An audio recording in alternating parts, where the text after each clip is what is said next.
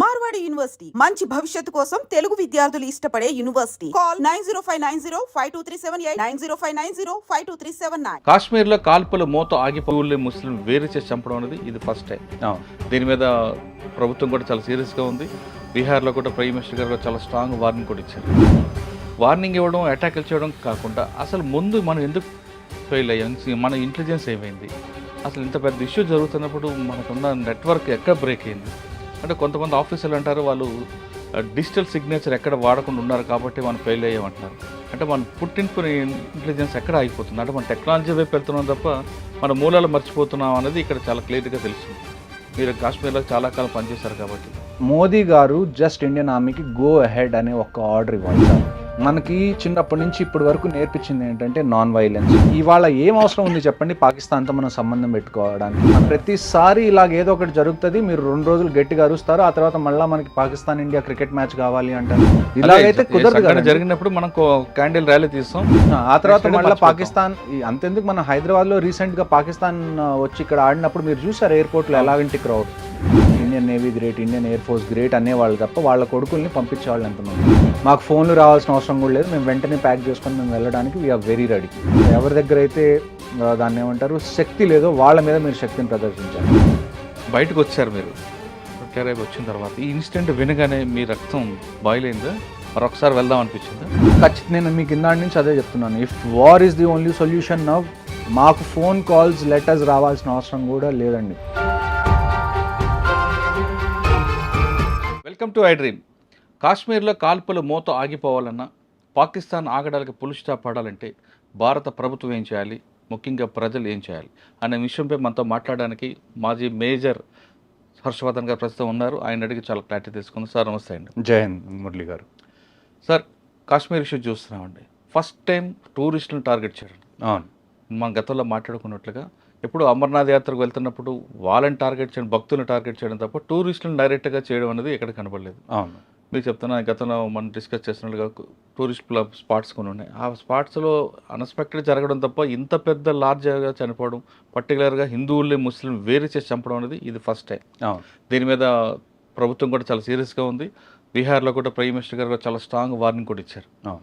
Warning ఇవ్వడం, అటాక్లు చేయడం కాకుండా అసలు ముందు మనం ఎందుకు ఫెయిల్ అయ్యాం, మన ఇంటెలిజెన్స్ ఏమైంది, అసలు ఇంత పెద్ద ఇష్యూ జరుగుతున్నప్పుడు మనకున్న నెట్వర్క్ ఎక్కడ బ్రేక్ అయింది అంటే కొంతమంది ఆఫీసర్లు అంటారు వాళ్ళు డిజిటల్ సిగ్నేచర్ ఎక్కడ వాడకుండా ఉన్నారు కాబట్టి మనం ఫెయిల్ అయ్యామంటున్నారు.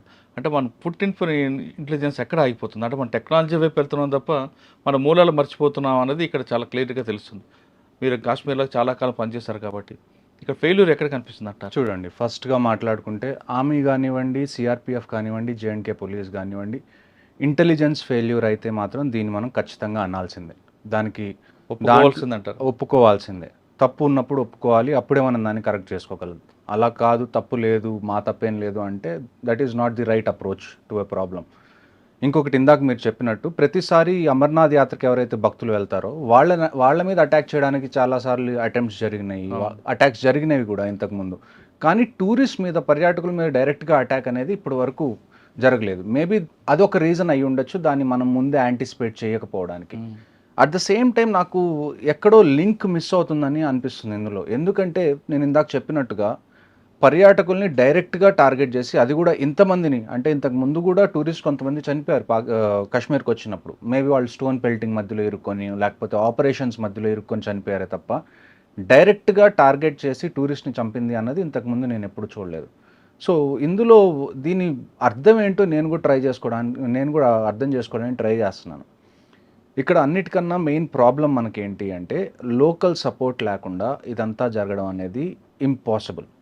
ఇంకొక విషయం మనందరం ఒకటి గుర్తుపెట్టుకోవాల్సిన విషయం ఏంటి అంటే దిస్ ఈజ్ ఇస్లామిక్ టెర్రరిజం. మీకు నచ్చినా నచ్చకపోయినా, మీకు వినడానికి ఇబ్బందిగా ఉన్నా లేకపోయినా, I'm not here to give politically correct statements. This is Islamic terrorism. నేను ఎందుకు చెప్తున్నాను అంటే ఇస్లాం అనేది ఒక్క ఇండియాలోనే కాదు కదా ఉంది. ఇప్పుడు పాకిస్తాన్ని మనం ఏమంటాం? పాకిస్తాన్ని మనం ఇస్లామిక్ రిపబ్లిక్ ఆఫ్ పాకిస్తాన్ అంటాం. వాళ్ళు వచ్చి హిందువులందరూ టూరిస్ట్ అందరినీ ఒకవైపు నుంచోబెట్టి, ముస్లిమ్స్ అందరినీ ఒకవైపు నుంచోబెట్టి వాళ్ళ ప్యాంట్లు కిందకి దింపి చెక్ చేసి చంపుతున్నారు అంటే what is the reason behind it? వాళ్ళు చంపిన తర్వాత వెళ్ళి మీ మోదీకి చెప్పుకోండి ఇలాంటి స్టేట్మెంట్స్ ఇస్తున్నారు అంటే దాని అర్థం ఏంటి? దాని అర్థం ఏంటి అంటే పాకిస్తాన్ పుట్టిందే హిందూ హేట్రెడ్ మీద. మీరు దాన్ని డినై చేయలేరు. 2 నేషన్ థియరీ ఏదైనా కావచ్చు, వాళ్ళు వేరుగా మాకు ల్యాండ్ కావాలి, మేము వేరే కంట్రీ పెట్టుకుంటాం అని అన్నప్పుడు that is not out of వాళ్ళు ఏదో డెవలప్ అవ్వాలి వాళ్ళ సొంతంగా అని కాదు. Just one plain reason is వాళ్ళకి హిందూస్తో ఉండడం ఇష్టం లేదు. సో ఇప్పుడనే కాదు, నేను కాశ్మీర్లో నేను సర్వ్ చేసినప్పటి నుంచి లాస్ట్ 1947లో ఎప్పుడైతే మనం ఇండిపెండెంట్ అయ్యాము అప్పటి నుంచి చూసుకుంటే ఇప్పటి వరకు ప్రతిసారి there is always hate angle. రీసెంట్గా మనకి బలూచిస్తాన్లో బలూచ్ లిబరేషన్ ఆర్మీ అనేది ఆ ట్రైన్ మీద అటాక్ చేసి హైజాక్ చేసి చాలా పెద్ద ఆపరేషన్ చేశారు వాళ్ళు పాకిస్తాన్ ఆర్మీ మీద. అలాంటి హైజాక్ అనుకోవచ్చా, లేదు వాళ్ళు ఇండిపెండెన్స్ కోసం వాళ్ళు చేశారు అనుకోవచ్చు అంటే ఇండిపెండెన్స్ కోసమే ఈ ఫైట్. కానీ దాని హైజాక్ అని అనకూడదు. హైజాక్ ఎందుకు అంటున్నాను అంటే అందులో వాళ్ళు ఒక్క సివిలియన్స్ని కూడా ఎక్కడా టచ్ చేయలేదు. ఆ జనరల్గా బలూచిస్తాన్లో క్వెటా అనే ఒక ప్లేస్ ఉంది, అది బలూచిస్తాన్కి మీరు క్యాపిటల్ సిటీ లాగా అనుకోవచ్చు. ఆ ఏరియాలో చాలామంది ఆర్మీ వాళ్ళు కానీ డిఫెన్స్ ఫోర్సెస్ వాళ్ళు పాకిస్తాన్ వాళ్ళు అక్కడ పోస్టింగ్ ఉంటారు. కానీ అక్కడి నుంచి మెయిన్ పాకిస్తాన్కి రీచ్ అవ్వాలంటే ఆ ట్రైన్ ఒక్కటే దారి. సో ఎవరైనా కానీ పోస్టింగ్కి వెళ్ళినా డిప్లాయ్మెంట్కి వెళ్ళినా మళ్ళీ లీవ్కి వెళ్ళాలన్నా కానీ ఆ ట్రైన్ ఒక మెయిన్ అదొక్కటే లింక్, కనెక్టింగ్, అదే మెయిన్ కనెక్షన్ పాయింట్ అనమాట. సో దాని మీద వాళ్ళు అటాక్ చేసి హైజాక్ చేసినప్పుడు కూడా ఒక్క సివిలియన్ని కూడా వాళ్ళు అక్కడ ఉంచడం కానీ వాళ్ళకి హాని చేయడం కానీ చేయలేదు. సో ఇదే ఇప్పుడు even if you are fighting, మీరు ఒకవేళ ఫైట్ చేస్తున్నా కానీ there are some unsaid rules. ఈ అన్సెడ్ రూల్స్లో ఒకటి ఏంటి అంటే టూరిస్ట్ మీద ఎప్పుడు డైరెక్ట్గా అటాక్ చేయకూడదు అనేది ఒక అన్సెడ్ రూల్. ఎందుకంటే ఒకవేళ టూరిస్ట్ మీద అటాక్ చేస్తే పాకిస్తానీ బేస్డ్ టెర్రరిస్ట్ కానివ్వండి లేకపోతే కాశ్మీరీ బేస్డ్ టెర్రరిస్ట్ కానివ్వండి, వీళ్ళు అట్ ద ఎండ్ వచ్చి విధ్వంసం అంతా సృష్టించాల్సింది ఎక్కడ? కాశ్మీర్లో. ఒకవేళ టూరిస్ట్ని ఏమన్నా చేస్తే టూరిజం ఎఫెక్ట్ అయింది, దానివల్ల లోకల్స్ ఇబ్బంది పడతారు. లోకల్స్ ఇబ్బంది పడితే ఆ టెర్రరిస్ట్కి వాళ్ళు సపోర్ట్ ఇవ్వరు అని ఎక్కడో వాళ్ళకి తెలుసు. అందుకని ఇన్ని రోజులు వాళ్ళు ఎప్పుడు కూడా టూరిస్ట్ని డైరెక్ట్గా టార్గెట్ చేయలేదు. కానీ మొదటిసారి వాళ్ళు టూరిస్ట్ని టార్గెట్ చేశారు అంటే now more than the government, more than the army, more than the air force or the navy, అందరికన్నా పెద్ద responsibility is with Kashmiri people. How they respond to this. ఇది జరిగింది. ఇప్పుడు ఇది మీరు ఇన్ని రోజులు ఆర్మీ మీద అటాక్ చేశారు, వీఆర్ గివింగ్ అవర్ రెస్పాన్స్, అక్కడి వరకు బాగానే ఉంది. మీరు ఇప్పుడు పర్యాటకుల్ని టార్గెట్ చేశారు, దీనివల్ల టూరిజం ఎఫెక్ట్ అవుతుంది. ఈ టూరిజం ఎఫెక్ట్ అవ్వడం వల్ల డైరెక్ట్గా ఫుడ్ చైన్లో అందరికన్నా ఎఫెక్ట్ అయ్యేది ఎవరు? Kashmiri local population. వాళ్ళు మీ ఇంటి గడప దాకా తీసుకొచ్చారు. ఇప్పుడు మీకు మాకేం సంబంధం లేదు, వాళ్ళు ఆర్మీని టార్గెట్ చేస్తుంటే మాకేం సంబంధం అని ఎన్ని రోజులు మీరు అన్నారు. కానీ ఇప్పుడు వాళ్ళు మీ పొట్టకూటి మీద కొట్టడానికి ట్రై చేస్తున్నారు. వచ్చారు. ఇప్పుడు మీరు ఎలా బిహేవ్ చేస్తారు అన్న దాని మీదే నెక్స్ట్ స్టెప్స్ కాశ్మీర్ ఫ్యూచర్ అనేది ఆధారపడి ఉంటుంది. నేను సాధారణంగా కాశ్మీర్లో నేను గతంలో వెళ్ళినప్పుడు ఎక్కడైనా భయపడితే మీరేం భయపడక్కర్లేదు, మా ప్రాణం అడ్డంగా ఉంటుందంటూ కాశ్మీరీ వాళ్ళు చెప్తుంటారు. ఆ షికారీ వాళ్ళు కానీ చెప్తున్న గుర్రాలు వాళ్ళు కూడా, వాళ్ళని కూడా కాకుండా వచ్చి వాళ్ళు ఒక ఆయన గుర్రం నడిపే వ్యక్తి కూడా చంపారు. అంటే ఏ మెసేజ్ ఇస్తున్నారండి వాళ్ళు? నేను అదే కదండి ఇందాక నుంచి చెప్తుంది. మెసేజ్ వాళ్ళు ఇచ్చేసారు క్లియర్గా, మాకు మీరు తింటున్నారా తినట్లేదా యాజ్ ఏ కాశ్మీరీ పాపులేషన్ మాకు అనవసరం, మాకు మీరు హిందూ అయితే చాలు, మేము మిమ్మల్ని చంపేస్తానని చెప్పి వాళ్ళు చెప్పారు. దీని అంతటి వల్ల కాశ్మీర్లో వచ్చే ఎఫెక్ట్ ఏదైతే ఉందో అది గవర్నమెంట్ మీద ఆధారపడలేదు, ఆర్మీ, నేవీ, ఎయిర్ ఫోర్స్ మీద కూడా ఆధారపడలేదు. ఫైనల్గా అది ఆధారపడేది కాశ్మీరీ పాపులేషన్. ఇక్కడి నుంచి వాళ్ళు ఏ స్టెప్ తీసుకుంటారు. మీరు వీళ్ళని ఎంకరేజ్ చేస్తూ ఉంటే ఇలాంటివి జరుగుతూనే ఉంటాయి. మీరు మళ్ళీ ఆర్టికల్ 370 ముందు ఏ పొజిషన్లో ఉన్నారో ఆ పొజిషన్లోకి వెళ్ళిపోతారు. అంటే కాశ్మీర్ కాపాడాలంటే కాశ్మీరేజ్ ఉండాలి ముందు. కాశ్మీరీస్ దానిలో అందరికన్నా వాళ్ళకు ఒక క్లారిటీ రావాలి. నేను ఇంతకు ముందు చాలా పాడ్కాస్ట్లో కూడా చెప్పాను, మీకు పైన మొత్తం చాలా నీట్గా చాలా క్లీన్గా టూరిజం బాగా పెరుగుతుందని మీకు అనిపిస్తుంది, కానీ లోపల ఏంటి మైండ్ సెట్ అనేది మనం కనీసం దాన్ని అబ్జర్వ్ చేసి కనీసం ఒక 15-20 సంవత్సరాలు పీస్ఫుల్గా ఉంటే తప్ప కాశ్మీర్ అనేది మారదు. కాశ్మీర్ మీద రీసెంట్గా బలూచిస్తాన్లో అటాక్ అయిన తర్వాత పాకిస్తాన్ చీఫ్ ఆసిమ్ మునీర్ ఎవరైతే ఉన్నారో ఆయన ఒక స్పీచ్ ఇచ్చారు రీసెంట్గా, కాశ్మీర్ ఈజ్ అవర్ జగ్యులర్ వెయిన్ అది ఇది అని చెప్పి. 1947 దగ్గర నుంచి 2025 వరకు ఆల్మోస్ట్ 75 ఏళ్ళు దాటినాయి. ఇప్పటి వరకు వాళ్ళు కంటిన్యూస్గా ఫస్ట్ ఒక 10 ఏళ్ళు పంజాబ్లో చేశారు, ఆ తర్వాత మనకి బెంగాల్లో చేస్తున్నారు, ఇప్పుడు బంగ్లాదేశ్ ఉన్నప్పుడు అవుతుంది, ఈస్ట్ పాకిస్తాన్ ఉన్నప్పుడు కూడా అయింది, ఆ తర్వాత కాశ్మీర్ మీద కంటిన్యూస్గా జరుగుతుంది. ఇప్పుడు మీరు చెప్పండి, వాట్ షుడ్ వీ డూ? ఇప్పటి వరకు మీరు మమ్మల్ని అడిగేవాళ్ళు కదా, మీరు ఫస్ట్లో నేను ఆర్మీలో జాయిన్ అయినప్పుడు నాకు వచ్చే క్వశ్చన్స్ ఎలా ఉండేవో తెలుసా? మనం ఎందుకు కాశ్మీర్లో అంతమంది ఫోర్సెస్ని పెడుతున్నాం, కాశ్మీర్ని ఇచ్చేయచ్చు కదా, ఎందుకు ఈ గొడవ అంతా అని. ఇప్పుడు మీకు అర్థమై ఉండాలి, ఒకవేళ మనం కాశ్మీర్ ఇచ్చేసాం అనుకుందాం for the debate purpose, Kashmir అనేది మనం ఇచ్చేసాం, మనకేం గొడవలు వద్దు అని చెప్పి. డూ యూ రియలీ థింక్ వాళ్ళు కశ్మీర్ దగ్గర అవుతారా? ఇంకా ముందుకు కశ్మీర్ ఇప్పుడు ఎక్కడైతే పాకిస్తాన్ ఆక్యుపైడ్ కశ్మీర్లో అన్ని టెర్రరిజం క్యాంప్స్ ఉన్నాయో ఆ క్యాంప్స్ అన్ని కశ్మీర్లోకి షిఫ్ట్ అవుతాయి. కశ్మీర్ తర్వాత పంజాబ్, పంజాబ్ తర్వాత హిమాచల్, హిమాచల్ తర్వాత ఉత్తరాఖండ్, ఇక్కడికి టెర్రరిజం రావడం స్టార్ట్ అవుతుంది. ఆ 3 ఆక్యుపై చేసుకుంటారు. ఆ తర్వాత ఢిల్లీకి వస్తారు, చిన్నగా మీ ఇంటి దాకా వస్తారు. అప్పుడు చండీగఢ్ నుంచి మరి అటువైపు వెళ్తారు, కరాచీ వైపు వెళ్ళిపోవచ్చు. అప్పుడు మీరు ఏం చేస్తారు? సో ఇప్పుడు ఏంటి అంటే వీఆర్ రెడీ ఫర్ ఇది. This is the time when the entire country should support the government.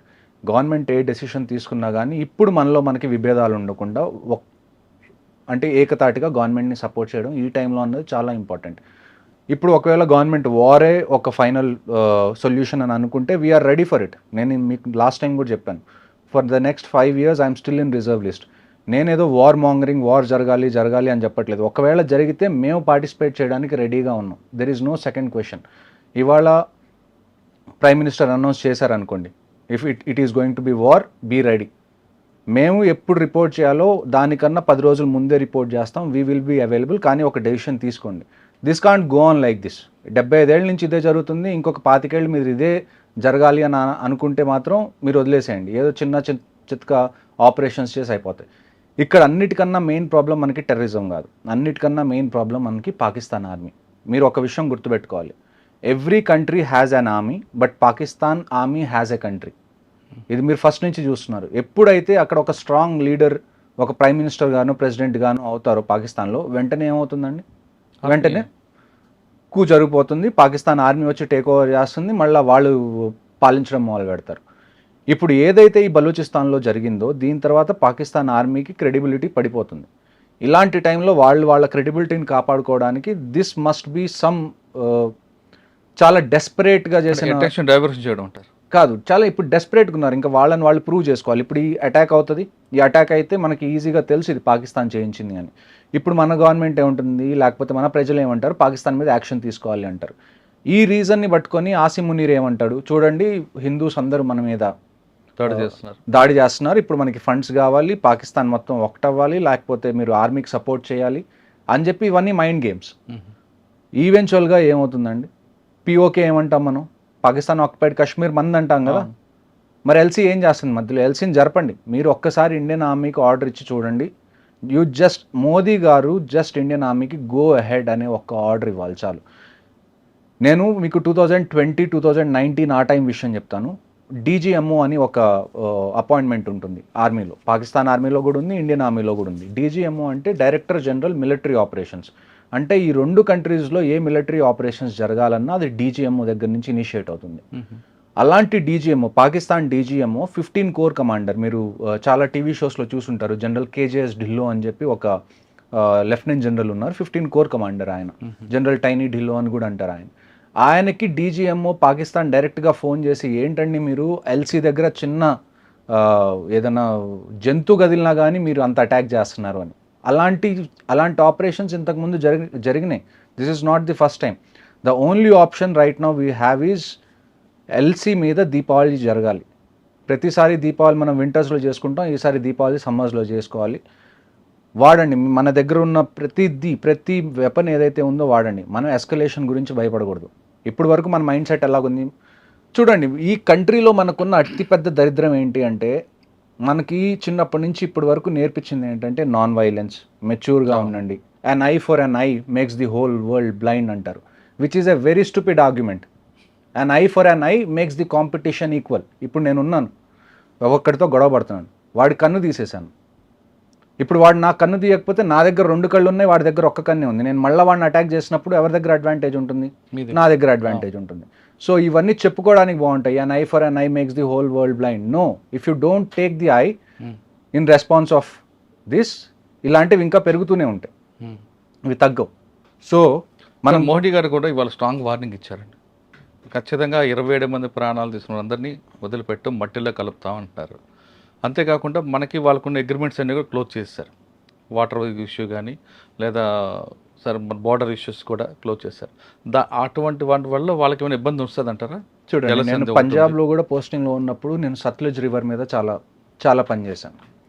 So Indus water treaty ఏంటి అంటే, ఈస్టర్న్ రివర్స్ ఏవైతే ఉన్నాయో 3 రివర్స్ వాటిని మెయిన్గా పాకిస్తాన్ యూస్ కోసం, వెస్టర్న్ రివర్స్ ఏవైతే ఉన్నాయో 3 అవి ఇండియన్ యూస్ కోసం అనేది అది ట్రీటీ జరిగింది. వరల్డ్ బ్యాంక్ ఈ ట్రీటీని కుదిర్చింది యాక్చువల్గా. సో ఇప్పుడు మనకు అడ్వాంటేజ్ ఏంటి అంటే ఈ ఇండస్ వాటర్ ట్రీటీ మనం బంద్ చేయడం వల్ల, మనకున్న పెద్ద అడ్వాంటేజ్ ఏంటి అంటే పాకిస్తాన్లో ఏదైతే అగ్రికల్చర్ జరుగుతుందో అగ్రికల్చర్ మొత్తం ఈ రివర్స్ మీద ఆధారపడే జరుగుతుంది. సింధు, ఇండస్, రావి, రావి, ఇంకొక రివర్ ఏదో 3 రివర్స్, హిమాచల్ ప్రదేశ్ కదా, బియాస్, హిమాచల్ నుంచి ఏవైతే ఉన్నాయో ఇవన్నీ కొన్ని టిబెత్లో ఆరిజిన్ అవుతాయి, కొన్ని హిమాచల్లో ఆరిజినేట్ అవుతాయి. జనరల్లీ హిమాలయాస్లో ఆరిజినేట్ అయ్యే రివర్స్ అన్నీ అరేబియన్ సీలో కలవడానికి మన ఇండియా నుంచి పాకిస్తాన్ మీదుగా వెళ్ళి అరేబియన్ సీలో కలుస్తాయి. సో కొన్ని ఇండియాలో నుంచి వెళ్ళి అరేబియన్ సీలో కలుస్తాయి. వాటి కంట్రోల్ కంప్లీట్గా మన దగ్గర ఉంది. కొన్ని రివర్స్ ఏంటంటే ఇండియా నుంచి వెళ్ళి పాకిస్తాన్లోకి ఎంటర్ అయ్యి ఆ తర్వాత అరేబియన్ సీలో కలుస్తాయి. ఈ ఏ రివర్స్ అయితే ఇండియాలో ఎంటర్ అయ్యి తర్వాత పాకిస్తాన్లోకి ఎంటర్ అవుతాయో దాని కంట్రోల్ మన దగ్గర మనం పెట్టుకోవచ్చు. ఇండస్ వాటర్ ట్రీటీ వల్ల మనం పెట్టుకోవట్లేదు, కానీ ఒకవేళ మనం ఇండస్ వాటర్ ట్రీటీని ఇప్పుడు నల్ అండ్ వాయిడ్ చేసిన తర్వాత అక్కడ అగ్రికల్చర్ ఏదైతే ఉందో దాన్ని మొత్తాన్ని దానికి డిసైడింగ్ ఫ్యాక్టర్ ఇది అవుతుంది. ఇప్పుడు మీరు అక్కడ అగ్రికల్చర్ జరగాలి అని మీరు అనుకుంటే, ఇండియా అనుకుంటే పాకిస్తాన్లో అగ్రికల్చర్ జరగాలి అని అప్పుడే అవుతుంది. ఒకవేళ ఇండియా అక్కడ కరువు రావాలి అని అనుకుంటే ఇక్కడ ఉన్న వాటర్ని మనం బ్లాక్ చేస్తాం, దానివల్ల వాళ్ళు అగ్రికల్చర్ సరిగ్గా చేసుకోలేరు. And at the same time ఎప్పుడైతే ఏదైనా వార్ లాంటి సిచ్యువేషన్ వచ్చిందనుకోండి, కొన్నిసార్లు మీరు ఏరియా మొత్తాన్ని ఫ్లడ్డింగ్ చేయాల్సి వస్తుంది. వాళ్ళ ఎక్విప్మెంట్ ఏవి ముందుకు రాకుండా, వాళ్ళ సోల్జర్స్ ముందుకు రాకుండా ఏరియా మొత్తాన్ని వాటర్లో ఫ్లడ్డింగ్ చేయాలన్నా కానీ అప్పుడు ఈ రివర్స్ మనకి యూజ్ అవుతాయి. సో ఓవరాల్గా ఇక మీద నుంచి పాకిస్తాన్లో నీళ్లకు సంబంధించి ఏ ఇబ్బంది వచ్చినా కానీ అది ఇండియా వల్లే. అంటే ఇప్పుడు అగ్రిమెంట్ ఆపారు కాబట్టి పాకిస్తాన్లో ఖచ్చితంగా కరువు ఉంటుంది అంటారు. ఖచ్చితంగా. అంటే పబ్లిక్ అక్కడ సఫర్ అవుతుంది. మన పబ్లిక్ సఫర్ అయింది కదండి. It's not the army who has suffered this time. ఇప్పుడు మీరు ఆర్మీ టు ఆర్మీ పెట్టుకున్నారు, లేకపోతే మీరు టెర్రరిస్ట్ పంపించారు, ఆర్మీ టెర్రరిస్ట్తో ఫైట్ చేస్తుంది, లేకపోతే అది వేరే విషయం. పబ్లిక్ మీదకి వచ్చాడు. పబ్లిక్ని మీరు టచ్ చేయకూడదు, నో మ్యాటర్ వాట్. ఒక కంట్రీ మొత్తానికి ఆర్మీ కానీ పోలీస్ కానీ ఇవన్నీ సెక్యూరిటీ ఏజెన్సీస్ ఎందుకున్నాయి అంటే పబ్లిక్ని టచ్ అవ్వకుండా మేము చూసుకునేలాగున్నాయి. అలాంటిది మీరు పబ్లిక్ని టచ్ చేశారు. ఇప్పుడు పబ్లిక్ని టచ్ చేసిన తర్వాత if our public is suffering will make sure you face the consequences. ఇప్పుడు మనం ఎంతమందికి మెడికల్ వీసాస్ ఇస్తున్నామండి ఇండియాలో వచ్చి ట్రీట్మెంట్ చేయించుకోవడానికి పాకిస్తానీస్కి. We have been kind enough, but మరీ మనం ఇంత కైండ్గా ఉంటే don't take this as helplessness. అచ్చా, అంటే ఇప్పుడు జలసంధి అనేది బ్రేక్ అయింది కాబట్టి సఫర్ అవుతారు ఖచ్చితంగా సఫర్. సెకండ్ ఇష్యూ ఏంటంటే అట్టారీ వాగా బార్డర్ కూడా క్లోజ్ అన్నారు. దానివల్ల వాళ్ళకి జరిగే నష్టం ఏంటి? వాళ్ళు ఇంకా నేను అదే కదండి మీకు చెప్తుంది, అన్ని వీసాస్ రిజెక్ట్ అయిపోయినాయి. ఎవరు ఇటు నుంచి అటువైపు రావడానికి లేదు. ఏదైతే మనం ఏదైనా పండుగలు ఉన్నప్పుడు మన బీఎస్ఎఫ్ వాళ్ళు అటువైపు పాకిస్తాన్ రేంజర్స్ ఎవరైతే ఈ అట్టారీ వాగా బార్డర్లో స్వీట్స్ డిస్ట్రిబ్యూట్ చేసుకోవడాలు, రోజు ఈవినింగ్ ఆ పెరేడ్లు అవి ఇవి చేయడాలు ఇవి ఆగిపోతాయి. అవన్నీ ఎప్పుడు చేస్తాం మనం? కండిషన్స్ మామూలుగా ఉన్నప్పుడు చేస్తాం. ఇప్పుడు కండిషన్స్ ఏం మామూలుగా లేవు కదా. We're taking a very strong stand as a country. నేను అదే ఇందాక నుంచి చెప్తుంది మీకు. ఇప్పుడు గవర్నమెంట్ని డెసిషన్ తీసుకొనివ్వండి. ఇప్పుడు మీరు మనం కొట్టుకొని మనం విడిపోయి మనం ఒక అనానిమస్ సపోర్ట్ ఇవ్వకపోతే ఉన్న గవర్నమెంట్ కూడా ఏమీ చేయలేదు. సో గవర్నమెంట్ ఎంత రోల్ ఉందో ప్రజలుగా కూడా మనకి అంతే రోల్ ఉంది to support the government in what ever stand it takes. Okay, ఇంకా ఇండియాలో ఉన్న పాకిస్తాన్ అందరూ కూడా ఇమీడియట్గా వెళ్ళిపోవాలని చెప్పారు. వాళ్ళ హై కమిషన్ ఏదైతే ఇక్కడ ఉందో, వాళ్ళ డిఫెన్స్ అటాచీస్ ఎవరైతే ఇక్కడ ఉన్నారో వాళ్ళందరూ వెళ్ళిపోవాలి. స్ట్రెంత్ తగ్గిపోయింది. అక్కడ ఉన్న మన వాళ్ళని కూడా మనం వెనక్కి పిలుస్తున్నాం. ఇది చిన్న ఎస్కలేషన్ కన్నా కానీ నన్ను అడిగితే మాత్రం పాకిస్తాన్లో ఉన్న మన హై కమిషన్ని ముగిచ్చేసేయండి, ఇక్కడున్న వాళ్ళ హై కమిషన్ని ముగిచ్చేసేయండి. మనకి ఇవాళ ఏం అవసరం ఉంది చెప్పండి పాకిస్తాన్తో మనం సంబంధం పెట్టుకోవడానికి? మనం ఏమన్నా వాళ్ళ దగ్గర నుంచి ట్రేడ్ చేస్తున్నాం, అక్కడి నుంచి మనకి ఏమన్నా ఇంపార్టెంట్ విషయాలు ఏమన్నా కావాలా? అంటే ఇంపార్టెంట్ ఇంపోర్ట్స్ ఏమన్నా కావాలా? ఏమీ లేదు. మనకు లేకపోతే ఇన్ఫ్యాక్ట్ పాకిస్తాన్ అనేది సర్వైవ్ అవ్వడం కష్టం. వాళ్ళు లేకపోయినా ఉన్నా కానీ you know how India is. మనం ఎంత ప్రాస్పర్ అవుతున్నాం, మనం ఎంత పని చేస్తున్నాం, మనల్ని మనం ఎంత ఇంప్రూవ్ చేసుకోవడానికి ట్రై చేస్తున్నాం, మనందరికీ తెలిసిన విషయం. ఓకే సార్, ఇప్పుడు పాకిస్తాన్ ఇమీడియట్గా వేకెట్ చేయమని చెప్పారు మోడీ 1 వీక్లో. కానీ ఇక్కడ కొంతమంది మీరు చెప్తున్నట్టుగా హెల్త్ ఇష్యూ లేదు, ఇంకో రకంగా వచ్చి ఉండారు. విశాఖపట్నం ఆ ప్రాంతాలు పిల్లలు కూడా చదువుకున్నారు యూనివర్సిటీలో. వాళ్ళందరూ వెళ్ళిపోతే వాళ్ళకు కూడా ఇబ్బంది కదా. అంటే వాళ్ళు చేసే పనికి నేను ఇదే మీకు చెప్తుంది ఇందాకటి నుంచి, ఇబ్బంది కదా. వై ఆర్ యూ అంటే మీరేమన్నా అది తీసుకున్నారా రెస్పాన్సిబిలిటీ? పాకిస్తాన్లో ఎవరైనా ఇబ్బంది పడితే అది నా ఇబ్బంది అని చెప్పి మన రెస్పాన్సిబిలిటీ ఎందుకు తీసుకున్నాం? ఒకవైపు వాళ్ళ గవర్నమెంట్ అంతా ఇది చేస్తుంది, మరి మనం ఎందుకు వాళ్ళు ఏమైపోతారు సానుభూతి చూపించగలదంట. ఎందుకు అంత మెచ్యూరిటీ ఎందుకు? 75 ఏళ్ల నుంచి మీకు ప్రతిసారి ఇలాగ ఏదో ఒకటి జరుగుతుంది, మీరు 2 రోజులు గట్టిగా అరుస్తారు, ఆ తర్వాత మళ్ళీ మనకి పాకిస్తాన్ ఇండియా క్రికెట్ మ్యాచ్ కావాలి అంటారు. ఇలాగైతే కుదరదు కదా. జరిగినప్పుడు మనం క్యాండిల్ ర్యాలీ తీస్తాం, ఆ తర్వాత మళ్ళీ పాకిస్తాన్ అంతెందుకు, మన హైదరాబాద్లో రీసెంట్గా పాకిస్తాన్ వచ్చి ఇక్కడ ఆడినప్పుడు మీరు చూసారు ఎయిర్పోర్ట్లో ఎలాగంటి క్రౌడ్. నేను ఎప్పటి నుంచో చెప్తాను, నన్ను అంటారు చాలామంది, మీరు ఆర్టిస్ట్ని ఎందుకు ఇంక్లూడ్ చేస్తారు, క్రికెటర్స్ని ఎందుకు ఇంక్లూడ్ చేస్తారు అంటే ఇదేంటి, ఇది మా ఆర్మీదో లేకపోతే నేవీదో ఎయిర్ ఫోర్స్దో సొంత గొడవ, ఇది మా ఇంట్లో వాళ్ళని ఏమన్నా టార్గెట్ చేసినందుకు మేము అక్కడికి వెళ్ళామా? లేదు కదా. It is not just our responsibility to support this country, it's responsibility of every individual of this country to support. Okay, అప్పుడే కదా. ఇప్పుడు మీరు ఒక వైపు నుంచి అక్కడి నుంచి ఆర్టిస్ట్ని పిలుస్తున్నారు, వాళ్ళతో మూవీస్ చేస్తున్నారు, వాళ్ళకి డబ్బులు ఇస్తున్నారు, లేకపోతే అక్కడి నుంచి మీరు క్రికెటర్స్ని పిలుస్తున్నారు, వాళ్ళని ఎంకరేజ్ చేస్తున్నారు. ఒకప్పుడు ఎప్పుడైతే యుఎస్కి రష్యాకి గొడవ ఉన్నప్పుడు, కోల్డ్ వార్ ఎప్పుడైతే జరుగుతున్నప్పుడు, ఒక్కొక్క కంట్రీ రెండో కంట్రీలో, అంటే యుఎస్లో ఎప్పుడైతే ఒలింపిక్స్ జరిగినాయో రష్యా దాన్ని బాయ్కాట్ చేసింది, రష్యాలో ఎక్కడైతే ఒలింపిక్స్ జరిగినాయో యుఎస్ దాన్ని బాయ్కాట్ చేసింది. జస్ట్ యుఎస్ అండ్ రష్యా కాదు, వీళ్ళ సపోర్టింగ్ కంట్రీస్ ఏవైతే ఉన్నాయో అవి కూడా బాయ్కాట్ చేసింది అటెండ్ అవ్వడానికి. అంత పెద్ద ఒలింపిక్స్నే జనాలు బాయ్కాట్ చేస్తున్నారు వాళ్ళ కంట్రీ మీదకి ఏమన్నా వస్తే. మీరు ఆఫ్టర్ ఆల్ ఛాంపియన్స్ ట్రోఫీ కోసం ఏడుస్తున్నారు. అంటే మీరు చెప్తుంది అక్కడ కంట్రీలో ఉన్న వాళ్ళ ప్రతి సిటిజన్ కమిట్మెంట్ ఉంది, మన దగ్గర కమిట్మెంట్ మన దగ్గర కూడా ఉందండి. మీరు ఇప్పుడు వాళ్ళ సొసైటీలో చూసుకుంటే 90% of the people support what ever the government is going to do. Correct. కానీ ఆ 90% వాళ్ళు వచ్చి బయటికి మాట్లాడలేని పరిస్థితి. ఎవరైతే 10% ఇలాగ మాట్లాడతారో, మనం సానుభూతి చూపించాలి, మనం కొద్ది సాఫ్ట్గా ఉండాలి, వీళ్ళ దగ్గరే బయటికి మాట్లాడే సాధనాలు ఉన్నాయి. ఇంకొకటి ఏంటి అంటే, చాలామంది, నేను ఇందాక కూడా మీకు చెప్పాను, we have to certify this as Islamic terrorism. చాలామంది ఈ మాట అనడానికి కూడా భయపడే పరిస్థితుల్లో ఉన్నారు ఇవాళ. ఈ మాట డైరెక్ట్గా చెప్పలేరు, ఎందుకంటే వాళ్ళ ఫ్రెండ్స్ని వాళ్ళు ఏమైనా ఇబ్బంది పెడతారేమో, వాళ్ళ ముస్లిం ఫ్రెండ్స్ని, లేకపోతే వాళ్ళ దగ్గర పనిచేసేవాళ్ళు, లేకపోతే వాళ్ళు ఎవరైనా ముస్లిమ్స్ దగ్గర పనిచేస్తుంటే ఇలాంటి స్టేట్మెంట్స్ ఇస్తే వాళ్ళు ఇబ్బంది పడతారేమో అని చెప్పి ప్రతిసారి మీరు వేరే వాళ్ళ మనసుల గురించి ఆలోచించుకునే పరిస్థితి ఏంటి? మీకు ఒక మనసు లేదా? What is your heart saying? You know what the things are on ground.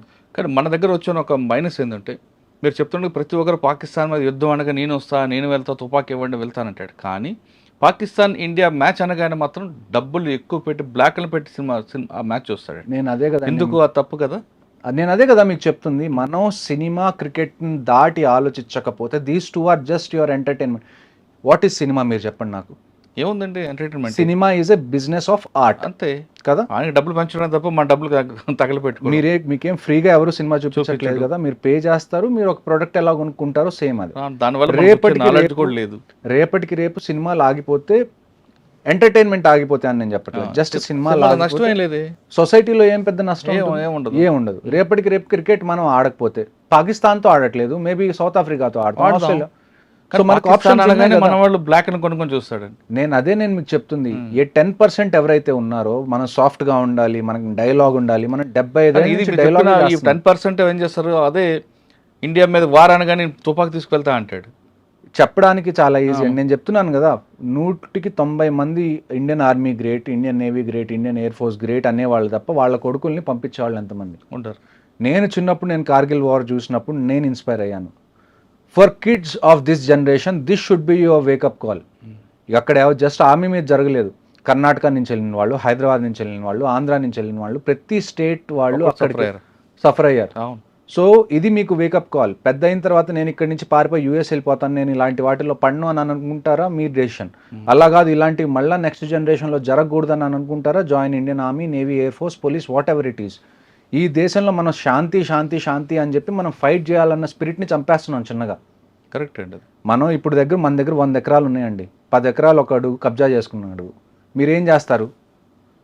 అక్కడ ఒక 100 ఎకరాలు మీ దగ్గర ఉన్నాయి, అందులో 10 ఎకరాలు ఒకడు వచ్చి కబ్జా చేసుకున్నాడు, మీరేం చేస్తారు? వాడి మీద యుద్ధంకి వెళ్తాం, ఏదో ఫైట్ చేస్తాం కదా, కోర్టుకి వెళ్తాం ఏదో. మరి ఇక్కడికి వచ్చేటానికి ఇది ఇక్కడ కూడా అదే కదా జరుగుతుంది. ఇండియా మొత్తం 100 ఎకరాలు అనుకుంటే, అందులో 10 ఎకరాలు కాశ్మీర్ అనుకుంటే, వాళ్ళకి తీసుకుందాం అనుకుంటున్నారు. ఇక్కడ మనకు ప్రాబ్లం ఎక్కడ వస్తుంది, మీకు ఇందాక ఫస్ట్ నుంచి అదే చెప్తున్నా, మనం సినిమాలు వచ్చినప్పుడు ఆగస్ట్ 15 వచ్చినప్పుడు మాత్రమే మనం స్పందిస్తాం. ఇలాంటివి ఏమన్నా జరిగితే క్యాండిల్ ర్యాలీ తీస్తాం, తర్వాత ఎవరి పని అడిగితే క్రికెట్ మ్యాచ్, భారత క్రికెట్ మ్యాచ్ అనగానే దానికి కోట్లు ఖర్చు పెడతారు మన వాళ్ళు, బ్లాక్ అని కొనుక్కొని చూస్తారు. అదే పాకిస్తాన్ హీరోయిన్ వచ్చిందని పరిగెడతారు. కానీ అసలు ఇవన్నీ ఆగాలండి, ఇవన్నీ ఖచ్చితంగా ఆపాలి. మీరు ఎన్ని రోజు ప్రతి దానికి కాన్సిక్వెన్సెస్ అనేది ఒకటి ఉండాలి. మీరు తప్పు చేశారా, దానికి ఒక కాన్సిక్వెన్సెస్ ఉండాలి. మీరు ఒక దొంగతనం చేస్తే ఏమవుతుంది, అవును, పట్టుకొని జైల్లో వేస్తారా, అది కాన్సిక్వెన్స్. అవును. మళ్ళా చేయకుండా ఆ భయం ఉండాలి. మీరు ఆ భయం పెట్టకపోతే అలాగా. ఈ భయం మనం ఇన్ని రోజులు చేస్తున్న తప్పేంటి అంటే మనం టెర్రరిస్ట్గా భయం పెడుతున్నాం. పాకిస్తాన్ మనం Rawalpindi, general headquarters of Pakistan army రావల్పిండిలో చేయాల్సిన ఆపరేషన్స్ మనం శ్రీనగర్లో ఎందుకు చేస్తున్నాం? You give a go head. నేను డైరెక్ట్గా చెప్తున్నాను ప్రైమ్ మినిస్టర్ గారికి, ఒకవేళ మీరు ఇప్పుడు వార్ జరగాలి అని మీరు అనుకున్నారా, ఎకానమీ విల్ రివైవ్ అండి. ఇండియాలో నాకు తెలిసి Indians are very hard working, we can revive our economy war జరిగిన తర్వాత కూడా. కానీ if the decision of the prime minister is that we have to go to war, I promise you, ఎంతమంది అయితే వెటరన్స్ ఆర్మీ నుంచి retire అయ్యి ఇప్పుడు మామూలుగా సివిల్ లైఫ్లో ఉన్నారో, ఐ టెల్ యూ, మాకు ఫోన్ చేయాల్సిన అవసరం కూడా లేదు. మీరు న్యూస్లో చెప్పండి, లేకపోతే టీవీ స్క్రీన్లోకి వచ్చి 8 ఎప్పుడు చెప్తారు కదా, చెప్పండి వార్ జరగబోతుంది, everybody should go to the front lines. మాకు ఫోన్లు రావాల్సిన అవసరం కూడా లేదు, మేము వెంటనే ప్యాక్ చేసుకొని మేము వెళ్ళడానికి వీఆర్ వెరీ రెడీ. ఓకే, కానీ ఒక డెసిషన్ తీసుకోండి, stick to it, and this time the solution has to be permanent. ఇలా పిఓకే మనది అంటున్నాం, బలూచిస్తాన్లో పాకిస్తాన్కి ఇష్యూ జరుగుతుంది, డ్యూరెంట్ లైన్ ఎక్కడైతే ఆఫ్ఘనిస్తాన్తో బార్డర్ ఉందో అక్కడ కూడా ఇష్యూ జరుగుతుంది. చైనా ఏమో ఇప్పుడు మొన్నటి వరకు మనకి ఇంకొక అజంప్షన్ ఏంటి, మనం పాకిస్తాన్ ఏమన్నా చేస్తే చైనా మనకి కంప్లీట్గా అగేన్స్ట్ అయ్యే ఛాన్స్ ఉంది. ఇప్పుడు చైనా పరిస్థితి ఏంటి జియో పొలిటికల్ సిచ్యువేషన్లో? యూఎస్కి చైనాకి మధ్యలో ట్రేడ్ వార్ జరుగుతుంది, టారిఫ్స్ అన్ని పెంచేసారు. ఇప్పుడు చైనాలో స్టాక్ మార్కెట్ ఏదైతే ఉందో అది ఆల్మోస్ట్ కొలాప్స్ అయ్యే స్టేజ్లో ఉంది. ఓకే, ఇప్పుడు షీ జిన్పిన్ ఎవరైతే చైనాకి దేవుడు అనుకుంటాం మనం, ఆయన వియత్నాం, మలేషియా లాంటి కంట్రీస్కి వెళ్ళి ఆయన అడుక్కోవాల్సి వస్తుంది, మీరు యూఎస్కి కాకుండా మాకు సపోర్ట్ చేయండి అని. So this is the best time if you have to go for a military operation. ఎందుకంటే పాకిస్తాన్కి సపోర్ట్ చేయడానికి చైనా ఇప్పుడు బిజీగా ఉంది, and at the same time ఒకవైపు నుంచి ఇండియా ఉంటే రెండో వైపు ఆఫ్ఘనిస్తాన్ వైపు నుంచి ఆఫ్ఘనిస్తాన్ ఆర్మీ కూడా రెడీగా ఉంది, తాలిబాన్ ఆర్మీ కూడా రెడీగా ఉంది, ఇంటర్నల్గా బలూచిస్తాన్ ఆర్మీ కూడా రెడీగా ఉంది, and at the same time Tehreek-e Taliban Pakistan అని చెప్పి ఒక ఆర్గనైజేషన్ ఉంది which is against the Pakistan army. ఇన్ని ఎలిమెంట్స్ మీ దగ్గర రెడీగా ఉన్నాయి, మీరు యూటిలైజ్ చేసుకోవాలి, ఎక్స్ప్లాయిట్ చేసుకోవాలి అంటే I don't think there is any better time than this. Talibans కూడా స్టేట్మెంట్ ఇచ్చారంట కాశ్మీర్ విషయంలో కూడా. ఇప్పుడు వరకు చైనా, యుఎస్ అందరూ స్టేట్మెంట్స్ ఇచ్చారు. ఇప్పుడు వరకు స్టేట్మెంట్ రాంది కెనడా దగ్గర నుంచే. దాన్ని కూడా మనం చూసుకోవాలి. Why is Canada not giving a statement at? ఎందుకంటే కెనడాలో ఇప్పుడు వరకు మనం చూసాం ఖాళిస్తాన్కి వాళ్ళు సపోర్ట్ చేయడం కానివ్వండి, ఐఎస్ఐకి సపోర్ట్ చేయడం కానివ్వండి, అది కెనడాలో ఉంది.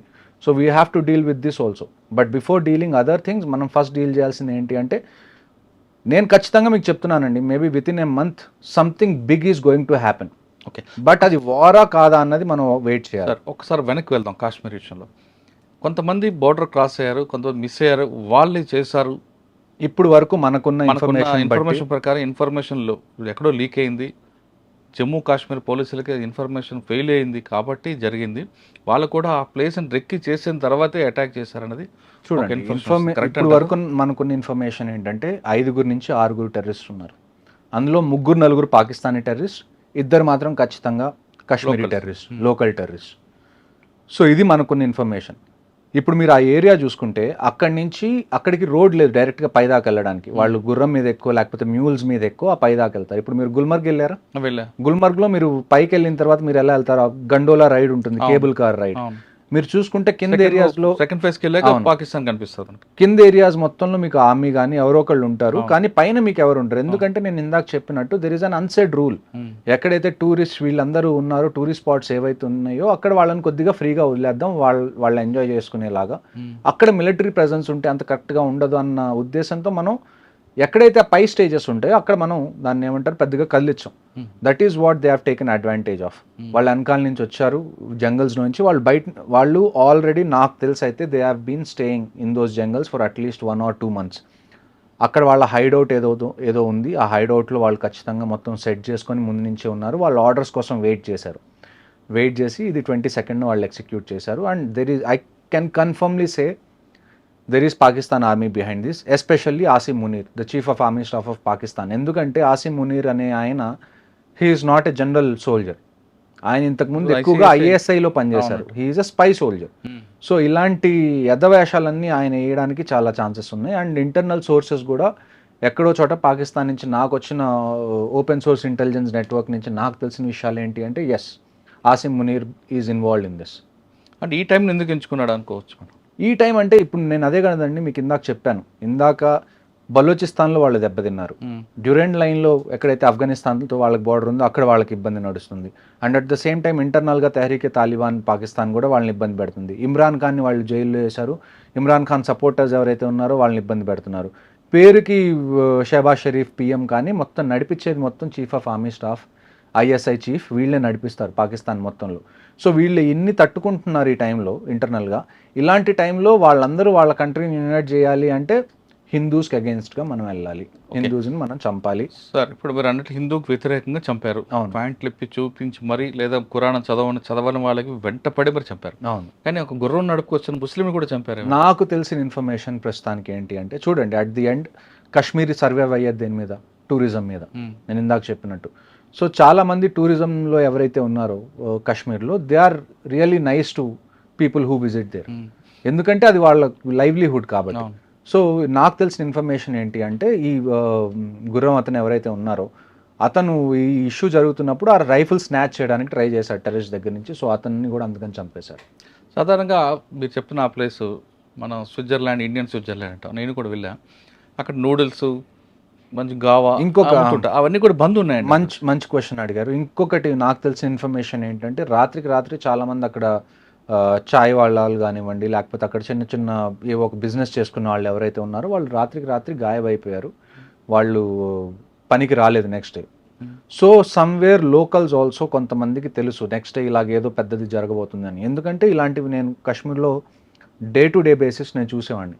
ఎప్పుడైతే ఎక్కడన్నా ఏదైనా ఇన్సిడెంట్ జరుగుతుంది అంటే మాకుండే ఫస్ట్ ఇండికేషన్ రోజు రెగ్యులర్గా కనిపించే విషయాలు కనిపించకపోవడం. That is the first indication. అంటే ఇప్పుడు మీకు ఒక ఏరియాలో 10 కొట్లు ఉన్నాయండి, రోజు ఓపెన్ అవుతాయి, రోజు అక్కడ బిజినెస్ నడుస్తుంది. ఒక్కసారిగా మీరు ఒకరోజు మార్నింగ్ వెళ్ళగానే 10 కొట్లు 10కి 10 బంద్ ఉన్నాయి అంటే ఏదో జరగబోతుంది అని చెప్పి. సో నెక్స్ట్ టైం కూడా ఇలాంటివి ఏమన్నా ఉంటే నేను ఇందాక మీరు చెప్పినట్టు ఇక్కడ చేంజ్ అనేది రావాలి అంటే army, navy, air force, these people are doing it for the last 75 years. Change ఎప్పుడు వస్తుంది అంటే కాశ్మీరీ లోకల్ ఎప్పుడైతే వాళ్ళు వీళ్ళకి సపోర్ట్ చేయడం ఆపేస్తారో అప్పుడే వస్తుంది. కానీ ఇప్పుడు మీకున్న ఇన్ఫర్మేషన్ ప్రకారం మరొకసారి దాడి జరిగే అవకాశం ఉందంటున్నారు, వాస్తవం? చూడండి, కొంతమంది ఇంకా ఆల్మోస్ట్ 1500 మంది OGWs అంటాం మేము, ఆన్ గ్రౌండ్ వర్కర్స్. అంటే మీరు సివిల్ భాషలో స్లీపర్ సెల్స్ అని అనుకోవచ్చు. 1500 మందిని డిటైన్ చేశారు. 1500 మందిని డిటైన్ చేయడం అంటే చిన్న విషయం కాదు. 1500 మందికి ఎన్ని జైల్స్ కావాలో మీరు ఆలోచించండి. వీళ్ళందరినీ ఉతికి ప్రతి ఇన్ఫర్మేషన్ బయటికి లావుతారు. ఎవరు దీని వెనకాల హ్యాండ్లర్స్ ఉన్నారు, అసలు దీని మొత్తాన్ని ఎగ్జిక్యూట్ చేసింది ఎవరు. Rashtriya rifles is going to do it's work అండి, అందులో మీకు డౌటే లేదు. ఎవరైతే ఈ టెర్రరిస్ట్ ఉన్నారో, ఎవరైతే దీనికి పాల్పడ్డారో వీళ్ళైతే ఖచ్చితంగా చచ్చిపోతారు. There is no doubt in it. కానీ వీళ్ళని చంపేస్తే ప్రాబ్లం అయిపోదు కదా. We also need solution for a long duration. Long term solution కావాలి. లాంగ్ టర్మ్ సొల్యూషన్ కావాలి అంటే Pakistan army needs to be targeted. దానికి మీరు వార్ చేయాలి అని అనుకుంటే వీఆర్ రెడీ టు పార్టిసిపేట్. మీరు ఒక్కసారి గో హెడ్ ఇవ్వడమే మీ చేతిలో ఉంది. అచ్చా సార్, ఈసారి వాళ్ళు అటాక్ చేస్తున్నప్పుడు డిజిటల్ ఎక్కడ కూడా డిజిటల్ సిగ్నేచర్ లేదు కాబట్టి మన ఇండియన్ ఆర్మీ ఫెయిల్ అయింది. కంప్లీట్గా మనం డిజిటల్ మీద, ఎలక్ట్రానిక్ దీని మీద ఎక్కువ ఉన్నాం, సెల్ ఫోన్స్ వాటి మీద మనం ఎక్కువ ఫోకస్ చేస్తాం. కానీ ఫుడ్ ఇంటెలిజెన్స్కి మనం ప్రయారిటీ ఇవ్వలేదు కాబట్టి ఈసారి వచ్చిందని ఒక వార్త ఉంది, వాస్తవం అంటారు అది? చూడండి, మీకు నేను లాస్ట్ టైం మాట్లాడినప్పుడు కూడా నేను చెప్పాను, ఇంట్ అనేది 2 రకాలు. ఫోన్స్ కానీ ఏది కూడా యూజ్ చేయలేదు కదండి. ఎలాగో అలాగా ఇప్పుడు ఒక ఆపరేషన్ చేయాలి అని అనుకుంటే ఎక్కడో చోట కమ్యూనికేషన్ అనేది వాళ్ళు ఎస్టాబ్లిష్ చేసుకోవాలి, తప్పదు అది. ఎప్పుడు అంటే బీట్ ఫిజికల్గా కానివ్వండి, లేకపోతే టెక్నికల్గా కానివ్వండి, మనకి 2 రకాల ఇంటెలిజెన్స్ ఉంటాయి. ఒకటి ఫిజికల్ ఇంటెలిజెన్స్, ఒకటి టెక్ ఇంటెలిజెన్స్. ఫిజికల్ ఇంటెలిజెన్స్ కన్నా టెక్ ఇంటెలిజెన్స్ మీద మనం ఎందుకు డిపెండ్ అవుతాము అంటే technical intelligence is most of the time is very accurate.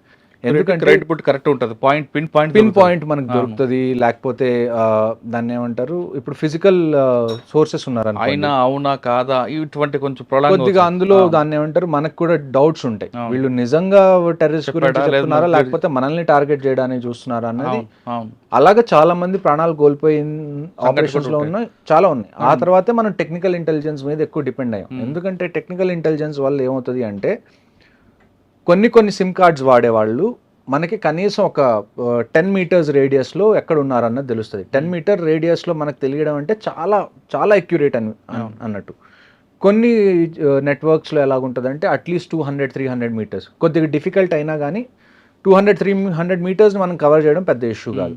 కొన్ని నెట్వర్క్స్ ఎలాగుంటాయంటే ఇంట్లో ఏ రూమ్లో కూర్చున్నా కూడా మనకి 5 మీటర్స్ అక్యురసీ ఉన్న నెట్వర్క్స్ కూడా ఉన్నాయి. ఓకే. సో అందుకని మనం ఎక్కువగా టెక్నికల్ ఇంటెలిజెన్స్ మీద డిపెండ్ అవ్వడం మొదలు పెడుతున్నాం. ఇంకొక విషయం ఏంటి అంటే టెక్నికల్ ఇంటెలిజెన్స్ ఎందుకు ఇంపార్టెంట్ అంటే కాశ్మీర్లో నేను మీకు చెప్పినట్టుగా ఇట్స్ సివిలియన్ ఏరియాస్ చాలా ఉన్నాయి. మీరు అర్బన్ వార్ఫేర్ అనేది చేయాలి. ఈ టెక్నికల్ ఇంటెలిజెన్స్ వల్ల ఏమవుతుంది అంటే కొలెటరల్ డ్యామేజ్ అనేది కంప్లీట్గా తగ్గిపోతుంది. సో అందుకని మనం టెక్నికల్ ఇంటెలిజెన్స్కి ఎక్కువగా మనం ప్రయారిటీ ఇస్తాం. కానీ మీరు చెప్తున్నాక ఫుడ్ ఇంటెలిజెన్స్ ఎందుకు ఇవ్వట్లేదు మరి? ఫుడ్ ఇంటెలిజెన్స్ ఇవ్వట్లేదని కాదండి, ఫుడ్ ఇంటెలిజెన్స్ కూడా మన దగ్గర ఉంటుంది, కానీ అదంత అక్యురేట్ కాదు అంటున్నాను నేను. అదే అవునట కాదట అది డౌట్ఫుల్ గా ఉంటుంది కొద్దిగా. అదే ఆర్మీని కూడా మిస్యూజ్ చేయడానికి కూడా. ఇంకొక న్యూస్ ఏమొచ్చింది మనకి దీని మీద అప్డేట్ ఏం తెలిసింది, వచ్చిన వాళ్ళు ఆర్మీ యూనిఫామ్ వేసుకొని వచ్చారు, వాళ్ళు జనాల్ని కన్ఫ్యూజ్ చేశారు. అన్నిటికన్నా నాకు బాధేసిన విషయం ఏంటి అంటే ఇదంతా జరిగిన తర్వాత కొంతమంది అడవులోకి పారిపోయారు చాలామంది టూరిస్ట్. ఇండియన్ ఆర్మీ అక్కడికి వచ్చి వాళ్ళందరినీ రెస్క్యూ చేస్తే వాళ్ళందరూ భయపడుతున్నారు. అంటే అసలు ఇండియన్ ఆర్మీని చూసి కూడా వాళ్ళకి ఏమనిపిస్తుంది అంటే మళ్ళీ టెర్రరిస్ట్ వచ్చారు మమ్మల్ని చంపడానికి అని. ఇండియన్ ఆర్మీ వాళ్ళని కూర్చోబెట్టి లేదు మేము ఆర్మీ వాళ్ళని చెప్పి నచ్చ చెప్పాల్సి వచ్చింది. అది పరిస్థితి, అక్కడ గ్రౌండ్ రియాలిటీ అది.